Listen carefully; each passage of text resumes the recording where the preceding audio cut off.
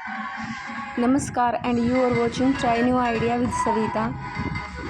आज हम एक डिफरेंट टाइप की फ्रॉक डिज़ाइनिंग पर चर्चा करेंगे। ये फैब्रिक विस्कोस है और इस पर सीक्वेंस वर्क है, जिस पर मैंने प्लेन सिल्क में बॉटम मैच की थी और बॉटम की मैचिंग से ही मैंने डिज़ाइनिंग दी है। इस डिज़ाइनिंग का मेन मोटिव ही ये है कि जैसे हम दुपट्टे को इस फ्लैप से ऊपर की तरफ भी कैरी कर सकते हैं और इस फ्लैप के नीचे से भी कैरी कर सकते हैं। इस फ्लैप को इस तरह से तैयार किया गया है कि इस पर हुक या स्टिच बटन से इसको साथ ही अटैच किया जा सकता है और इसे फ्रंट पार्ट से सेपरेट रखा गया है और इस पर कॉइनलेस से डिज़ाइनिंग देके इसको और भी अट्रैक्टिव बना दिया गया है। अब इसको हम किसी भी दुपट्टे के साथ कैरी कर सकते हैं।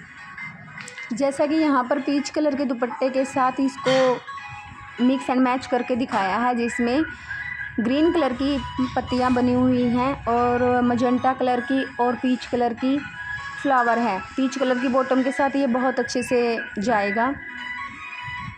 इसके बाद मैंने आगे यहाँ पर रानी कलर की जैकेट के साथ रानी कलर का दुपट्टा और रानी कलर का ही बॉटम कैरी करके इसकी लुक बिल्कुल अलग ही इन्हेंस हो गई है।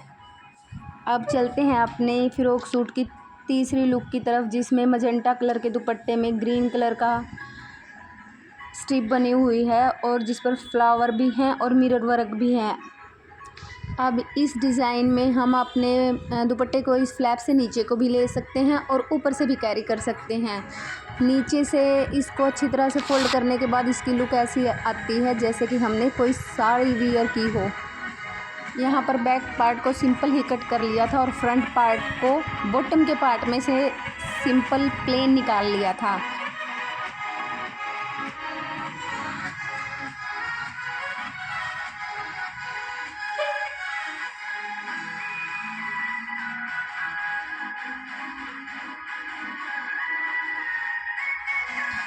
इसके बाद ऊपर के फ्लैप को मैंने इस तरह से कट किया था। जितना हम चोली का फ्रंट पार्ट लेते हैं उसके अनुसार मैंने पेपर पर निशान लगाकर उसको कट कर लिया था।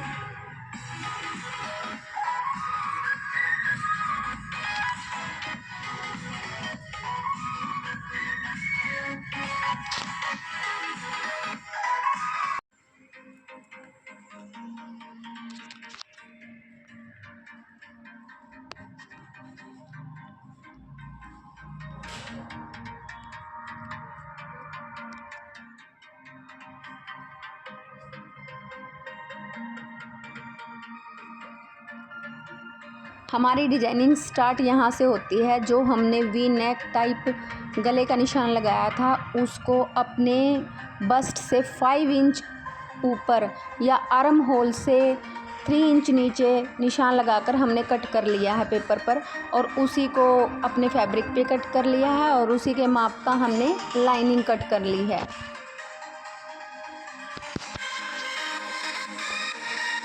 अब हमने प्लेन फैब्रिक की जो फ्रंट पार्ट है उसमें प्लेट डालकर अपने फ्रंट पार्ट को तैयार कर लिया था और उसके ऊपर अपने फ्लैप को भी तैयार किया। फ्लैप को तैयार करने के लिए मैंने इसके ऊपर पेस्टिंग पेपर चिपकाकर और इनर को अंदर की साइड फोल्ड कर दिया। इनर, पेस्टिंग पेपर और मेन फैब्रिक। बाद में पेस्टिंग पेपर को निकाल दिया था। पेस्टिंग पेपर लगाने से इसमें बहुत अच्छी ग्रेस आ गई थी। उसके बाद बैक पार्ट को सिंपल तैयार किया था और दोनों को अटैच कर दिया, फ्रंट के और बैक पार्ट को। इसके बाद नीचे के घेर को अम्ब्रेला घेर में कट कर लिया था अपनी लेंथ के अकॉर्डिंग और ऐसे ही इनर कट करके दोनों को जोड़ दिया था। अच्छा जी, यहाँ पर एक इम्पोर्टेंट टिप ये है कि मैंने फ्रंट के नेक को अपने फ्लैप अटैच करने के बाद तैयार किया था ताकि हमारी फ्लैप की शेप के नीचे ही हमारी फ्रंट पार्ट की शेप आए और वो बाहर की तरफ प्लेन कपड़ा हमारा नज़र ना आए। अब हमारे फ्रॉक के फाइनल प्रिपरेशन की तरफ हम चल पड़े हैं, जिसमें हमने सभी पार्ट्स को एक दूसरे से जॉइंट कर दिया। जैसे फ्रंट पार्ट को बैक पार्ट की साइड फिटिंग लगाकर नीचे से अम्ब्रेला घेर वाले पार्ट्स को जॉइंट कर दिया। इसके बाद मैंने इसमें बाजुओं को सिंपल प्लेन ही रखा था और उनको भी लगा दिया। और इस तरह से हमारा ये डिज़ाइनर फ्लैप वाला फ़िरोक तैयार है। इसको किसी भी दुपट्टे के साथ, किसी भी अलग बॉटम के साथ हम बहुत सारे लुकों में कैरी कर सकते हैं। लेकिन इसके नीचे मैंने बॉटम में हारम पैंट बनाई है। इसमें डिज़ाइनिंग देने के लिए मैंने कॉइन लेस और बक्कल का भी यूज़ किया था। बक्कल लगाकर एक स्टिप अलग से दे दी थी ताकि इसकी लुक ऐसी लगे कि हमने इसमें सेम फैब्रिक की स्टिप भी लगाई है।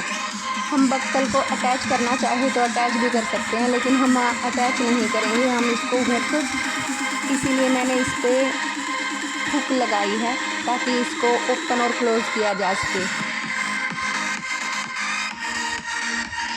और इसके कॉर्नर को भी मैंने कर्व शेप दे दी थी जिससे लेस की फिनिशिंग बहुत अच्छी लग रही थी। अगर आप चाहें तो यहाँ पर हमने जो 3 इंच का गैप रखा था आप उसको एज इट इज़ भी रख सकते हैं। और यह हमारे फ्रॉक सूट की फाइनल लुक है।